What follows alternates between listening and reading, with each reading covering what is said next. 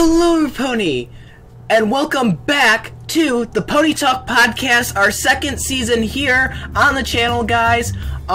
We return with Season 8. It's great to see you all again. Last year was amazing, and I'm hoping we can do it again this season. So, I got a couple of little things before we get right into what we're going to be talking about today, the episode review. First of all, Pony Talk is going to have quite a few changes to it. It's going to be a little bit different than what we had last year. Now, of course, we're going to have a few look changes. As you can see, this is one of them, our new background. Need something else to look at, not just one thing. And we have a new intro and outro. Stick around for that. Yeah, it's going to be great. But that's not the thing I want to talk about. I want to talk about a couple of things that we've done to review episodes and all that. So normally we did kind of an overview of the entire episode, talking about like just what happened with the episode, excuse me. Another thing is, guys, I am a little bit sick, so if you hear me cough, yeah, but it's sort of getting better, so that's good. But we kind of did an overview last year of like the entire episode, and you guys, mostly who come to the podcast, already know what happened in the episode, so it kind of defeats the purpose, and I think it makes it long, boring, and complicated for us, and a little bit to you guys as well. So we're going to try doing something different, just give a little bit of a taste. We're just going to talk about a few parts, skip over a lot of them, and we'll also be giving our opinions in each portion of the episode. I do not have anyone joining me this time around. I did, but something happened, and yeah, more detail into that in the description below. Or I'll have it in the comments section, one of the two.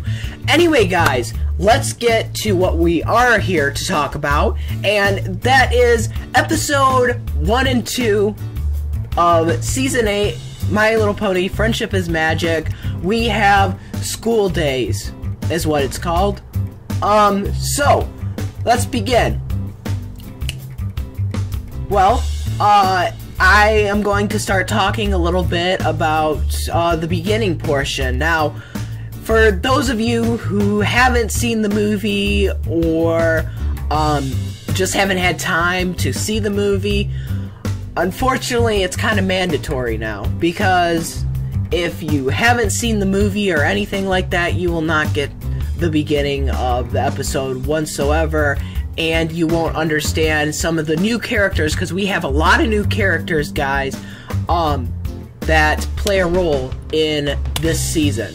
So, yeah, it's crazy. But they start talking about the Cutie Map and how they're the new locations, such as Mount Eris, Kurgtown, I think. Klurgtown, I believe that's how you say it. Hopefully I didn't butcher that. And they start talking about Storm King's defeat, and they start talking a little bit about Tempest Shadow, and Twilight mentions something about her saying, oh, she's supposed to come over soon.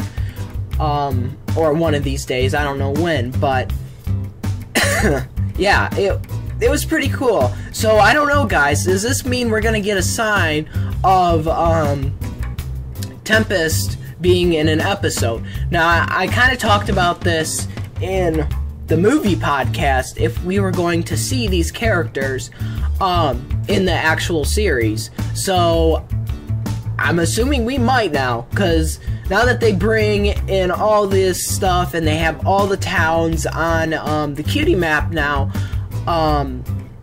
that's my only prediction. So, yeah, but I think that gives us a huge flag right there that we are going to see characters, which is great. We'll see those friendly faces once again. Anyway, Twilight then gives a description saying, hey, ever since we defeated Storm King and all that, we've discovered a lot of new creatures. We discovered sea ponies, slash the hippogriffs. We discovered new towns and villages, new kingdoms everywhere throughout Equestria. So you know what? We're gonna open up a school because most of these creatures don't know what friendship is, and they need like some sort of teaching lesson or something like that. And her friends, I guess, are like, I don't know, Twilight, us being teachers, that's kind of a little extreme. She's like, don't worry, we got this under control. So she goes to Celestia to see if she likes it, and of course she does. She gives her the hoof of approval, but she also mentions you have to take this to the EEA, which is the Equestria Education Association. I believe that's what it's called. Actually, yes, it is what it's called. Yeah. So they're the ones that make sure that schools are running under their standards, and it's all set out so every pony can have the right type of learning in the process. So Twilight takes it to the EEA with Spike, and we get introduced into a little bit of a bossy and kind of a little mean pony, Chancellor Naysay. He is the head of the EEA, I believe, and he follows up with saying, now, Princess Twilight, you must go by our rules or your school gets shut down. And she's like, okay, I got all this set up to your taste, see how it looks. He likes it, gives it the stamp of approval, boom, off to building the school. They build the school, and let me tell you, it is crazy how good. I mean, it looks amazing. Now, at first, I thought it looked kind of a little more of like another kingdom, but I can see the school resemblance, I guess. Kind of a little bit crazier of a school design as I've seen. But now that this is all together, her friends start setting up the place because the students are supposed to arrive. Start talking a little about like, oh God, Twilight, I hope you're making a good choice here. I hope you're picking the right ponies to do the job. She's like, oh, come on, of course I have. I mean, we've been through it all. This is nothing. You guys will have fun doing this. And if we stay to the book and what the EEA tells us, we should be fine. Now this is where we get introduced into newer characters. I think it was either Rarity or Pinkie Pie saying, like, when are the ponies supposed to arrive? And Twilight's like, actually, it's not just ponies. And this is where we see the hippogriffs, the yaks, the dragons, all sorts of kinds of creatures. And we get introduced into 5 new characters. I'm not going to try saying their names, but a couple of them would be Sandbar, the pony, we have the dragon Smolder, and a hippogriff Silverstream, and there's a couple of other ones that I'm missing, but yes, so we kind of get introduced into them. Really funny, cool characters. Some of them are relatable to the main 6, which I actually kind of liked. The yak, I want to say, Yona, she's kind of a little more of, or wait, not Yona, Silverstream. Silverstream definitely reminds me a lot of, like, Pinkie Pie. She gets excited over the little tiniest things. For example, stairs, as we saw. Yeah, that was funny. But they start talking about what they're going to be doing at the school, and that they can't wait to start. They have their parents there, and they, of course, wave them goodbye, saying have fun at school, and they're like, oh yes, it's going to be amazing. We never had this before. Well, this is where things start going downhill. Apparently, the main 6, or Twilight's friends, try to do like their own type of style of how to make these students learn stuff, but they aren't really followed by the EA standards, so Twilight kind of has to fix it up. This includes, like, no wild adventures, it has to be a test, it has to be on the board, you have to use chalk, write stuff down, more quizzes, and the students really did not like that. So, what do? They skip out on school, all that good stuff. Well, not good, but, they start kind of getting a little bit in trouble, saying, yeah, we're just gonna skip school, you know, this is really boring. We actually thought this was gonna be really fun, but these ponies, these are supposed to be the ponies that help save and protect Equestria. I don't believe that for a second. So they decide to skip out on school, and they literally exit the building. Now, while Twilight is talking to Fluttershy, saying, oh, everything's in check, and Fluttershy's kind of like, it's alright. Twilight's like, I'm hoping no disaster or anything will happen. And then this is where we see Chancellor Daze, ahead of the EA once again. And he's like, disaster? Did I hear something about a disaster? And then Twilight kind of covers it up, all that. And then we go to see Rainbow Dash, and she is a little bit scarce, I guess you could say. I don't know. Because the students, they're missing, they're gone. But Twilight kind of looks at her like, don't say that, look at who's here. And she's like, oh, I meant to say was, the students, they're out somewhere doing something. And he's like, is that so? Well, we'll go to the classroom, let's see how these students are. And Rainbow's like, eh. And then Twilight's like, oh, you know what?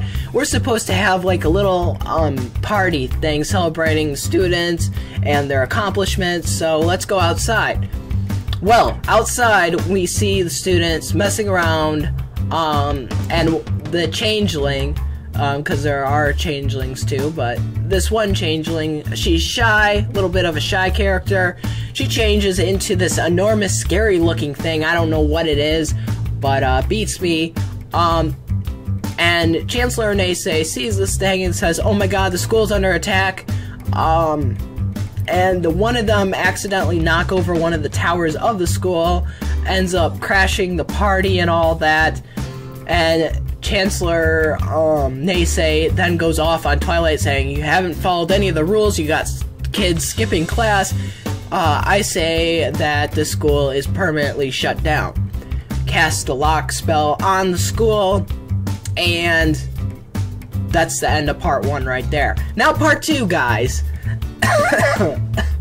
Alright, so, in part 2, we talk about, it goes through what has happened, to a couple of things, like what's gone on so far, and then we get right into the episode. This is where Twilight is in her very depressed stage, one of the depressive stages of Twilight I've seen. She is literally bawling her eyes out. She's in bed, I forgot to mention that, and she's literally covered with stacks of pillows. I don't know how comfortable a pony needs to get, but okay.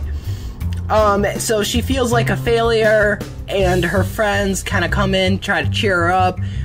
Fluttershy's like, here, how about a hug from Angel Bunny? Always it makes me feel better. Twilight looks at him for a little bit, and Angel's just sad now too. So that was kind of a funny, a little cute part that they added in there. And this is where Starlight, when Twilight kind of says, I need to go get some fresh air, nothing's gonna help right now, she goes, looks at the closed down school, her closed down school, and this is where Starlight steps in and says, well, you know, you only could do what you could. And she's like, what do you mean? I failed. And Starlight's like, yes, you did, Twilight, you did fail. And Twilight then kind of gets upset and says, how is that supposed to make me feel better? And this is where Starlight says, you're giving up too early, Twilight. You need to think of another plan. You know, when I mean, I'm still your prized pupil, but you helped me give another chance to the ponies and everything. You know, you gave me a second life, and no other pony could do that. You know, you really are something. If you put your mind to it, and you think of another way to get out a sticky situation, then it's all good. And this definitely was a point where I thought it was really sweet moment that Starlight was like, hey, you know, you did fail, let's make it up. You know, the EA, who cares what they say? You are the princess of friendship, you're not the princess of education. You opened up a school to help other ponies and creatures come together and learn about friendship. And she's like, you know what, Starlight? That's right. We're going to gather all the students back up, and we're going to open up the school. Who cares what the EA says?